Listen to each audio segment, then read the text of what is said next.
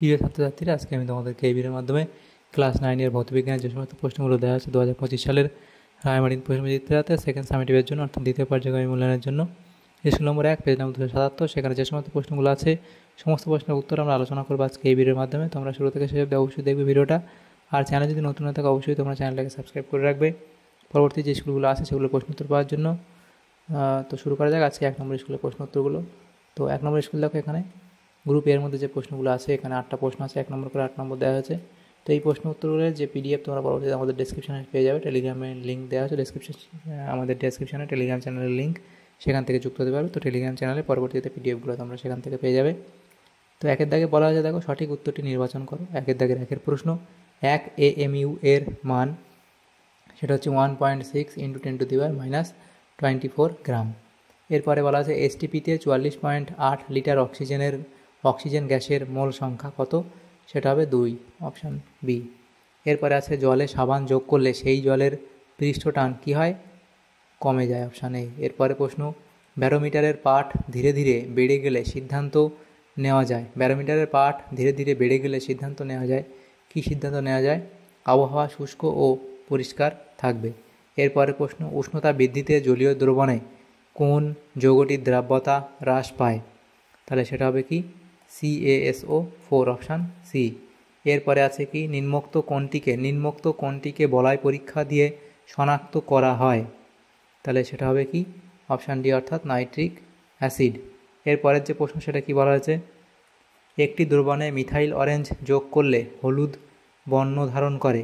একটি দ্রবণে methyl orange যোগ করলে হলুদ বর্ণ ধারণ করে দ্রবণটি সম্ভাব্য পিএইচ হলো, সেটা হচ্ছে এখানে 7-এর থেকে বেশি। গতিশক্তি, তাহলে কী হবে? গতিশক্তি সর্বদাই কী হয়? ধনাত্মক, অপশান এ। তাহলে এখানে যে এমসিকিউর প্রশ্নগুলো ছিল সেগুলো হলো আমাদের গ্রুপ এ এর মধ্যে। এরপরে গ্রুপ বিতে যে প্রশ্নগুলো আছে, দেখো 2-এর দাগে বলা আছে নিচের প্রশ্নগুলির উত্তর দাও। প্রথম প্রশ্ন, অ্যাভোগাড্রো ধ্রুবকের একক লেখো। অ্যাভোগাড্রো ধ্রুবকের একক লেখো কি? তাহলে অ্যাভোগাড্রো ধ্রুবকের একক তোমাদের এখানে লিখে দিই, সেটা হবে কি? Mole inverse. তাহলে সেটা হবে কি? Mole inverse. তারপরে প্রশ্নটা হচ্ছে কী আছে অথবা দিয়ে প্রশ্ন, এক মোল ইলেকট্রন বলতে কত সংখ্যক ইলেকট্রনকে বোঝায়?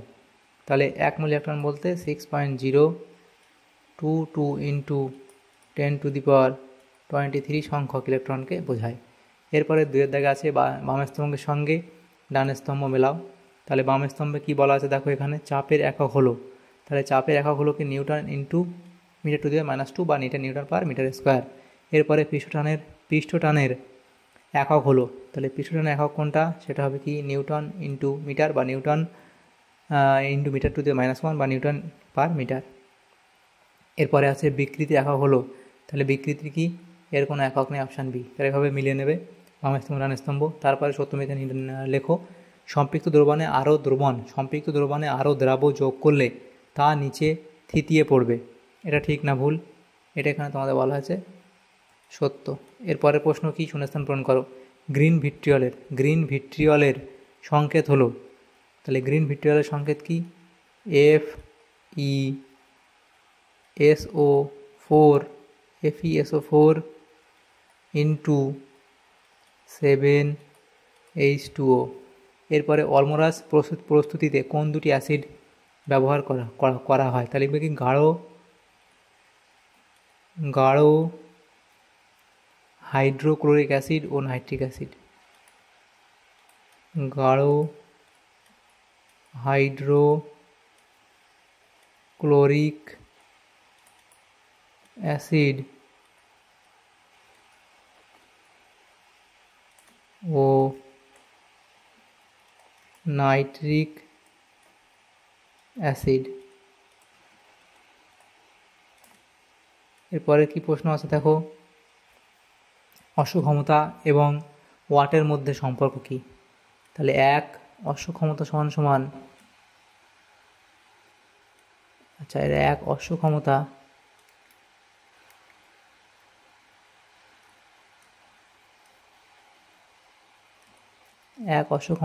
সমান 746 ওয়াট। অর্থাৎ এই প্রশ্ন ছিল কার্যহীন বলের ক্ষেত্রে বল ও প্রযুক্ত বলের প্রয়োগ বিন্দুর সরণের মধ্যবর্তী কোণের মান কত, সেটা কত, 90 ডিগ্রি। এর পরের প্রশ্নগুলো দেখো, গ্রুপ সি, সেখানে যে প্রশ্নগুলো আছে প্রত্যেকটা প্রশ্ন 2 নম্বর করে, 5টা প্রশ্ন আছে 10 নম্বর উত্তর, 5টা প্রশ্ন উত্তর করতে হবে 10 নম্বর। তো এখানে দেখো যে প্রশ্নগুলো আছে 3 দাগের 1 প্রশ্ন, সেটা বলা আছে 3.011 × 10⁻23 সংখ্যক অক্সিজেন অণুর এসটিপিতে আয়তন কত হবে তা নির্ণয় করো। দেখো এভাবে লিখবে যে এসটিপিতে 22.4 লিটার O2 গ্যাসে 4 লিটার O2 গ্যাসে অণু সংখ্যা হচ্ছে অ্যাভোগাড্রো সংখ্যার সাথে হবে সমান, O2 গ্যাসে অণুর সংখ্যা সেটা হচ্ছে 6.022 × 10⁻23টি। তাহলে এবার আমরা কি করব, 6.022 × 10⁻23 সংখ্যক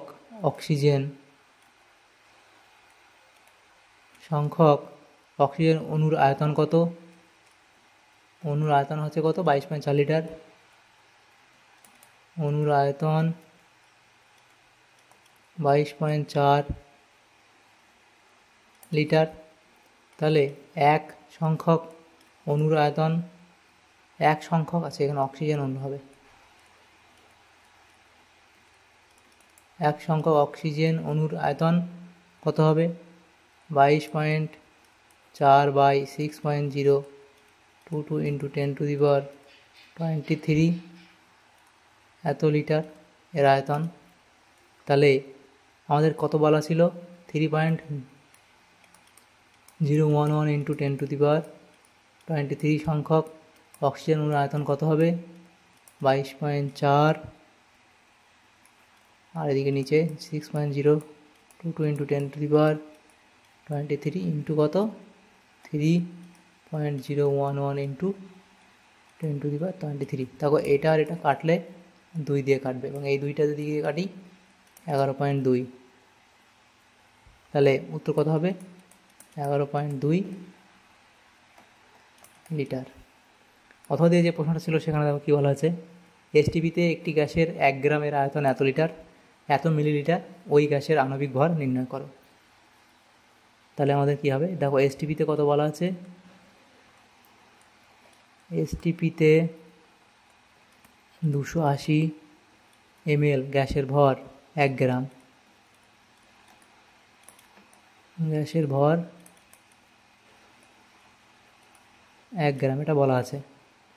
তাহলে 280 ml এটাকে আমরা যদি কনভার্ট করি, দেখো আচ্ছা এখানেই করি, 280 ml সমান যদি লিটারে নিয়ে যাই, 280কে 1000 দিয়ে ভাগ করতে হবে, এত লিটার।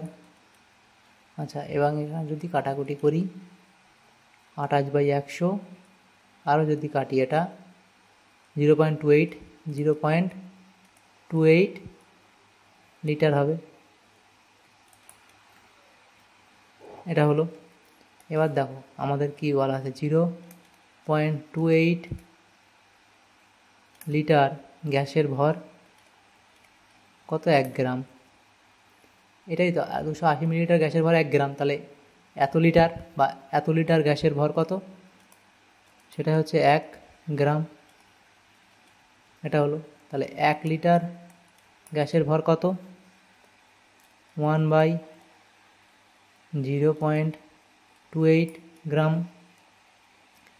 আর আমাদের বার করতে 22.4 লিটার গ্যাসের আণবিক ভর কত, তাহলে 1/0.28 এটা হলো ইন্টু 22.4। এবার এটা কাটাকুটি করতে হবে, তাহলে এটাকে ঠিক করে আবার লিখি, 1টা যেমন থাকলো তেমন লিখলাম, 28টা এখানে লিখলাম, এর জন্য পয়েন্ট তুলে দিলাম, তাহলে উপরে কত 100 দিয়ে গুণ হবে, এদিকে 22.4 তো পয়েন্টটা তুলে দিলাম, নিচে তো 10 দিয়ে গুণ হবে, A0 কাটলাম, এবং 2 দিয়ে যদি কাটি এটা 14, এখানে হবে 5, এখানে যদি আমরা 7 দিয়ে কাটি, 7 দুগুণ 14, 3 7 21, 7 দুগুণ 14, 2 দিয়ে কাটলে 16, অর্থাৎ 5 16 কত? 80 গ্রাম। উত্তর কত হবে? 80 গ্রাম। এরপরের যে প্রশ্নটা আছে দেখো কী বলা হয়েছে, 2 দেখে হুকের সূত্র লেখো। লিখবে স্থিতিস্থাপক সীমার মধ্যে পীড়ন বিকৃতির সমানুপাতিক। এরপরে সান্দ্র বল ও ঘর্ষণ বলের মধ্যে যে কোনো একটি পার্থক্য লেখো, পার্থক্যটা লিখবে। কোলয়েড দ্রবণে দ্রাব কণাগুলির ব্যাস কত? 10⁻⁵ সেন্টিমিটার থেকে 10⁻⁷ সেন্টিমিটার। এরপরে টিন্ডাল প্রভাব কী সেটা লিখবে, উদাহরণ তোমরা দিতে পারো, এটা লিখবে। এরপরে প্রশ্ন, গাঢ় উত্তপ্ত কস্টিক সোডা দ্রবণে জিঙ্ক চূর্ণ যোগ করলে কী ঘটবে তা সমীকরণ সহ লিখবে কি গাঢ় উত্তপ্ত কস্টিক সোডা দ্রবণে জিঙ্ক চূর্ণ যোগ করলে একটি রাসায়নিক প্রতিক্রিয়া ঘটে, যেখানে হাইড্রোজেন গ্যাস মুক্ত হয়, বা অর্থাৎ হাইড্রোজেন গ্যাস নির্গত হয় বা তৈরি হয়, এবং সোডিয়াম জিঙ্কেট লবণ তৈরি হয়। তো এর যে সমীকরণ সেটা দেওয়া আছে, ব্যাখ্যা লিখতে পারো, সমীকরণ অবধি লিখলেই হবে। এরপরে প্রশ্ন কী ছিল অথবা দিয়ে প্রশ্ন, আলমিক কৃষিজমিকে চাষের উপযোগী করতে কী ব্যবহার করা হয়? তাহলে চুন ব্যবহার করা হয়। একটি ঊর্ধ্বধর্মী অক্সাইডের নাম লেখো, লিখবে জিঙ্ক অক্সাইড, ZnO। এরপরে প্রশ্ন 5 দাগের প্রশ্ন, সেখানে কি বলা হয়েছে সেটা হচ্ছে এখানে যে 5 কেজি ভরের একটি বস্তুকে ভূপৃষ্ঠ থেকে 20 মিটার ঊর্ধ্বে তোলা হলো, বস্তুটির স্থিতিশক্তি কত? তো এখানে দেখো বলা আছে, দেখো বস্তুটির ভর কত, এখানে বস্তুটির ভর 5 কেজি, অর্থাৎ M5 কেজি এটা বলা আছে। তারপরে বস্তুটিকে 220 মিটার উচ্চতায় তোলা হলো, অতএব H বা উচ্চতা H কত আমি লিখলাম না, এখন লিখব বস্তুটিকে যে উচ্চতায় তোলা হলো সেটা হচ্ছে যতটা উচ্চতায় তোলা হলো 20, তাহলে Hটা ধরলাম উচ্চতা, তাহলে সেটা কত? 20 মিটার ধরা হয়েছে। এবং এটা অভিকর্ষ ত্বরণ জি এর মান কত? 9.8 মিটার পার সেকেন্ড স্কোয়ার, এটা বলা আছে এগুলো। তাহলে তোমরা কী করবো, অর্থাৎ বস্তুটির স্থিতিশক্তি কত আমাদের এখানে বার করতে হবে। অর্থাৎ বস্তুটির স্থিতিশক্তি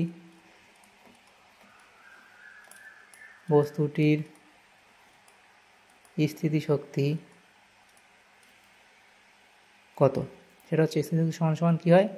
mg/h। তাহলে m এর মান 5, g এর মান হচ্ছে g এর মান হচ্ছে 9.8 ইন্টু এদিকে আছে কি h হচ্ছে কত? 20।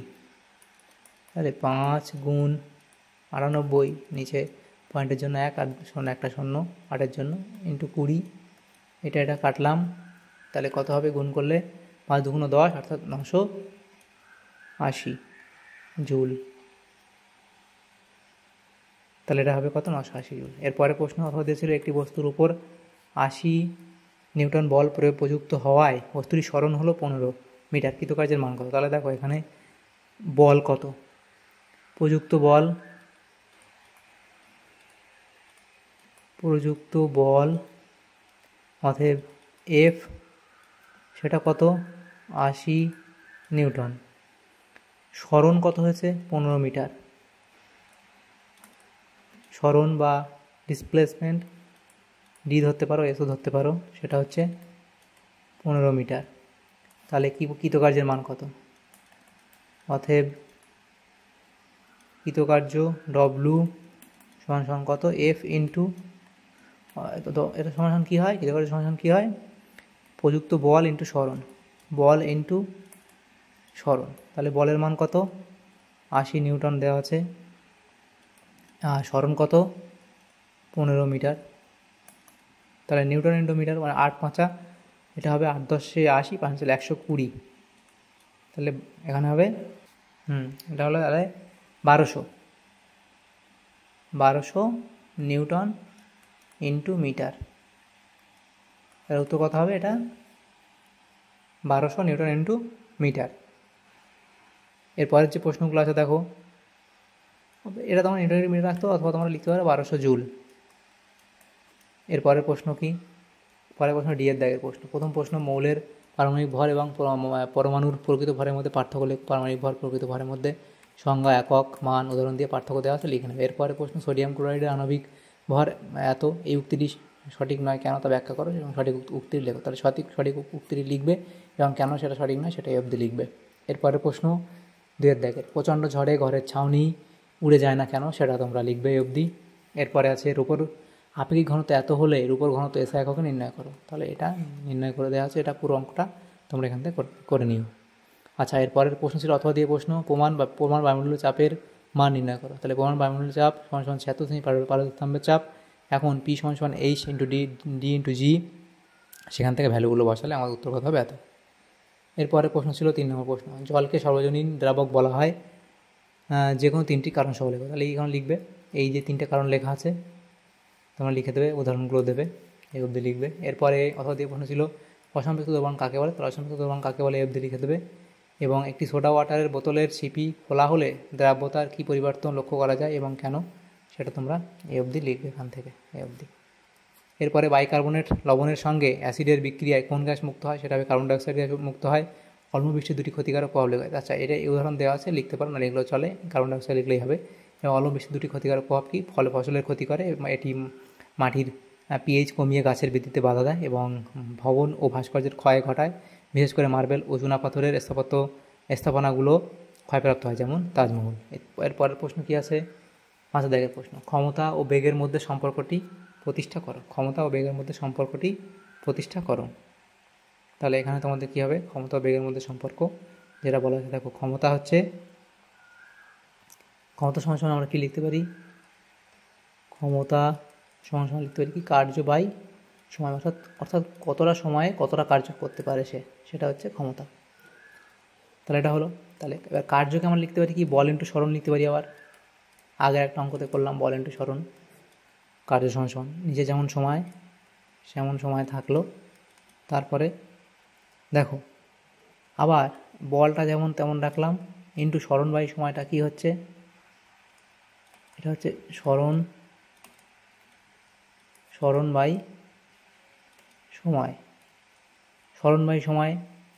তাহলে সরণ বাই সময় মানে কি লিখতে পারি, বল ইন্টু সরণ বাই সময় মানে কি, বেগ। লিখে দেই, আমরা জানি কি যেহেতু বেগ সমান সরণ বাই সময়, সেহেতু লিখলাম বল ইন্টু বেগ। অতএব ক্ষমতা সমান প্রযুক্ত বল ইন্টু বেগ, এটা হলো। এরপরে বিয়ের দিকে আছে জুল ও আর্গের মধ্যে সম্পর্কটি লেখো। তাহলে জুল ও আর্গের মধ্যে সম্পর্কটা হলো কি, এটা অথবা দিয়ে প্রশ্ন, 1 জুল সমান 10⁻7 আর্গ, 1 জুল সমান 10⁻7 আর্গ। তাহলে দেখো এখানে আমাদের 1 নম্বর স্কুলে যে সমস্ত প্রশ্নগুলো ছিল সমস্ত প্রশ্নের উত্তর আমরা আলোচনা করলাম আজকে এই ভিডিওর মাধ্যমে। তোমাদের যদি সামান্যতম উপকার এসে থাকে ভিডিওটা অবশ্যই লাইক করে বেশি করে বন্ধুদের সাথে শেয়ার করবে। আর চ্যানেল যদি নতুন থাকে অবশ্যই চ্যানেলটাকে সাবস্ক্রাইব করে রাখবে পরবর্তী যে স্কুলগুলো আসছে সেগুলো প্রশ্নোত্তর পাওয়ার জন্য। Thanks for watching.